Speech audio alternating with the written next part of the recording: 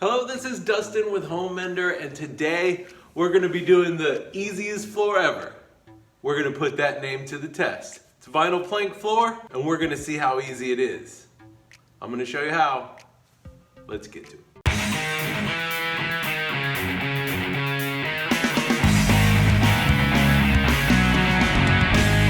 So I've got this 300 square foot room. It's got parquet and it's super dated. If we're gonna try to sell the house, we want to put in something a little more modern with flair. So I've got this vinyl plank flooring. It's kind of like, it's not gray and it's not brown, it's like weathered wood. Made by Allure, and it says so on the box, easiest floor ever. You can see that on the back, they have a sticky tab that lays over this one on this side. And it all kind of lays in together, and if you take your time, it comes out pretty awesome. Then I went through and pulled all my shoe molding to prep the floor and got the baseboards painted crisp white. There's a run. Okay. I'm going to put my finished site. You can see how there's the sticky that lays over this side. So I'm gonna start, and I want all of my sticky side exposed when I lay my first one, because I want to be able to lay the other ones on top of it. That's gonna make it a lot easier.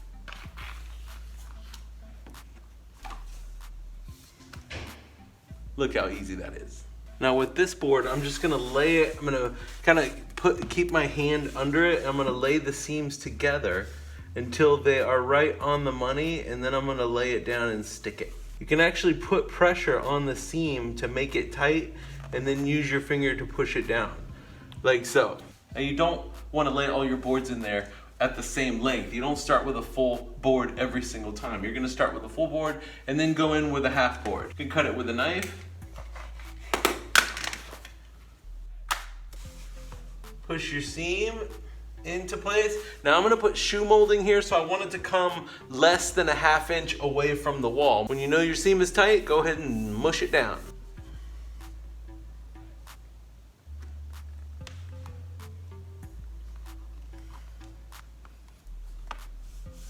Before you let the pressure off with your holding hand, make sure it's good and stuck down, and you just kind of walk it down, and you can even push the seam together at the last minute to seal it a little tighter. Now we can do another full plank.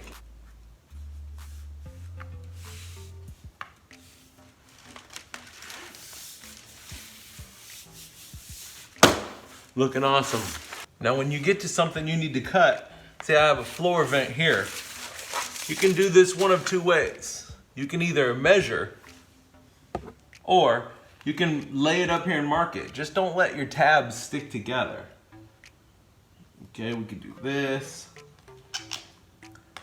Go ahead and mark it. I like to use a dry erase marker because it wipes off and it's really easy to see. So when I see that's lined up, I can mark it like so. Now to find out how deep into the board to cut our hole, we're probably gonna have to lay another one up here to find out. So I'm gonna lay where this board would be. All you're doing is using it as a straight edge. Let's mark that there. We're gonna cut it 1¼ inch in. Measure 1¼ inch from my finished side.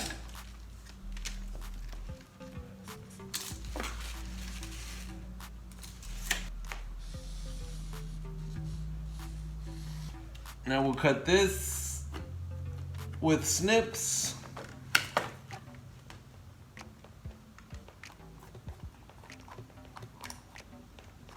Cut this one with a knife.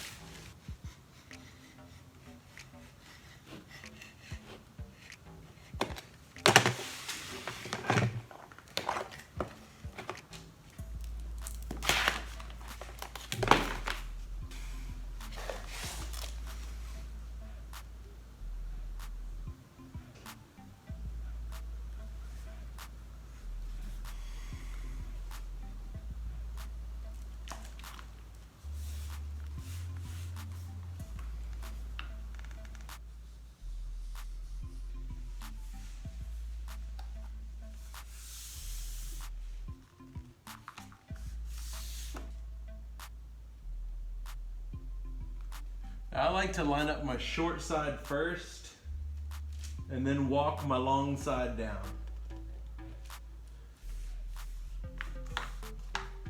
Just like that. And if you don't get it tight, you can pull it together a little bit, hold it, get it to stay put. Now it pretty much goes on like this for a while. Now when you get to the end, you can flip it over.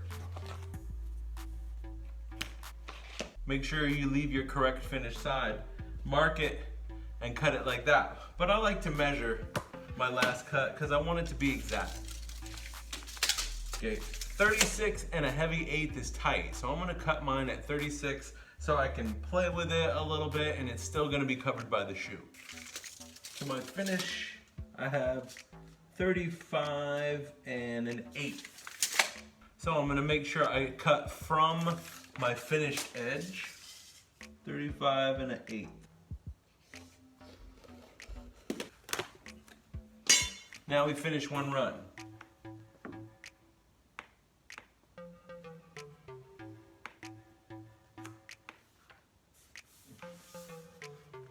Looking good. Another thing I noticed about this floor is it is minimal waste. The finished side is exactly 6 inches. So if you have a room that's 12 by 12, then it's gonna work out exactly perfect with the amount of boards, which means less cuts and less work. I like to keep pressure on the board. You can see how I'm bending it and keeping the pressure on the seam to keep it tight as I lay it in. 18 1/4 gives me room to play.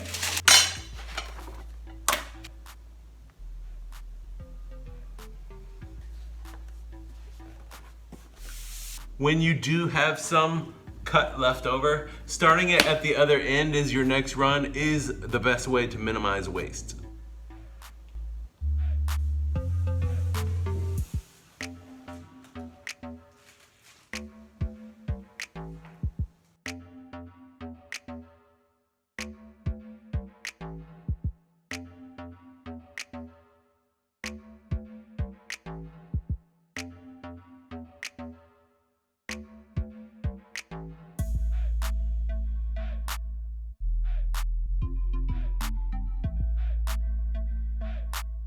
Yeah, super easy floor, Dustin, but get to the door jambs. Now when it comes to the door jambs, here is where we can tell if it's a professional job or not. If you're gonna do it yourself, make sure it looks like somebody who knows what they were doing did it. Now this flooring is designed to slide under the door jamb, but it's sitting right at the floor. So what I like to do is use my multi-tool. We need to cut off the bottom of the door jamb. So I'm gonna use some scrap flooring as a guide and cut the bottom of the door jamb and the casing off.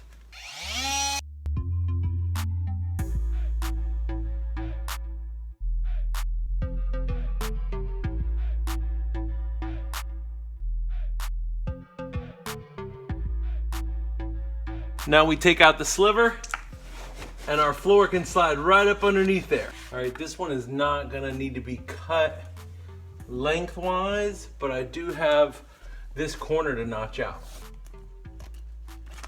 Ideally, you want the board to slip underneath the door jamb so it looks like the floor went in first. All right, so we still need to get that little guy in, but since it doesn't connect to this board, I'm gonna go ahead and run this one to finish showing you the door jamb.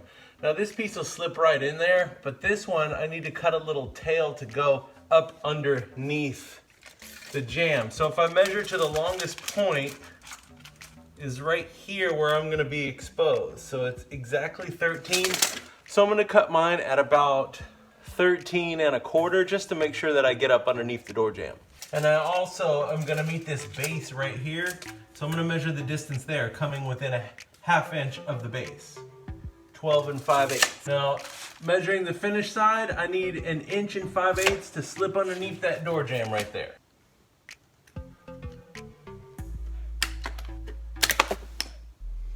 All right, let's dry fit it. See if that'll slip in.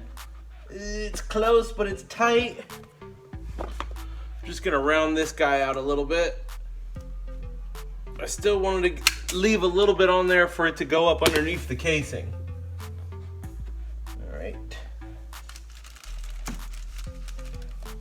That is looking tight. Let's see if I can get it to set down. Yes.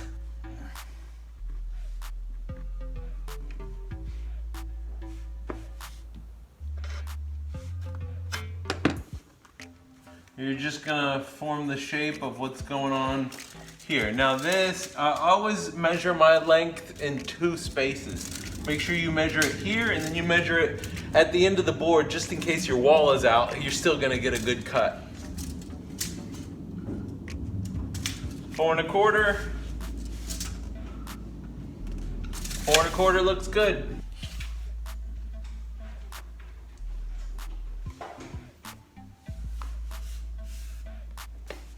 And if you need to tighten up your seam at the baseboard, you can just get a pry bar behind it, pull on it a little bit.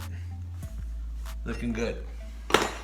So that's it. It really was super easy, the easiest floor ever. I'm gonna have to agree with that. It was super durable. It didn't cost us much money to put in. All that's left to do are the transitions and the shoe molding. I'm gonna leave that to you. If you need help with that, I'll have a video to follow. So for Home Mender, I'm Dustin. I hope you learned something today, and if you did, don't forget to click subscribe. Thanks for watching.